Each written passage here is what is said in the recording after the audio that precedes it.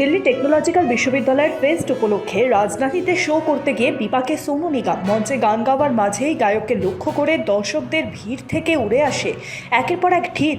চূড়ান্ত অব্যবস্থাপনার সৃষ্টি হওয়ার মুহূর্তেই আনন্দঘন পরিবেশ পরিণত হয় বিষাদের সুরে। পরিস্থিতি এতটাই মারাত্মক হয়ে উঠেছে, সোনু নিগমকে রক্ষা করতে গিয়ে তার টিমের সদস্যরাও আহত হয়েছে।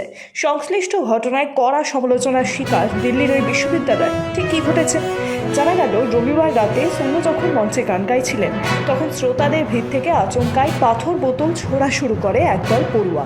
যদিও প্রথমটায় শান্তভাবেই পরিস্থিতি সামাল দেন গায়ক, ওই পড়ুয়াদের শান্ত থাকার কথাও বলা হয়, তবু সোনু নিগমের অনুরোধও কাজ করেনি, বরং লাগাতার আক্রমণ চলতেই থাকে। পরিস্থিতি আরও খারাপ হয় যখন সোনুর টিমের সদস্যরা মঞ্চে হুড়োহুড়ির মাঝে আঘাত পান।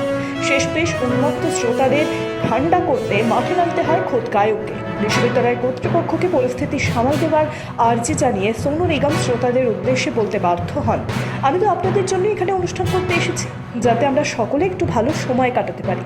আমি বলছি না ফেস্টে আপনারা আনন্দ করবেন না, তবে আপনাদের আনন্দ যেন কারণ নিরানন্দের কারণ না হয়ে ওঠে।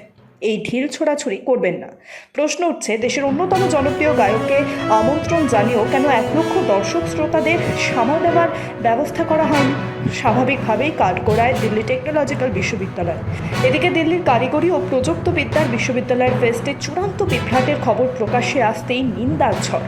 নেটপাড়ায় চর্চার সেই ঘটনা। নেটিজেনদের একাংশ বিরক্তিভাবে প্রকাশ করেছেন, এত শিল্পীর প্রতি অপমান, কারো বা মন্তব্য আয়োজকরা কোথায়, এত খারাপ ব্যবস্থাপনা।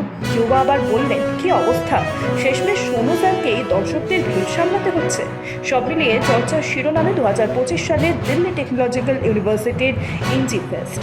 গর্জে উঠেছেন সোনু ভক্তরা। তাদের আক্ষেপ, এদেশে সত্যি শিল্পীদের কোনো সম্মান নেই। Bureau report, sky news Bangla.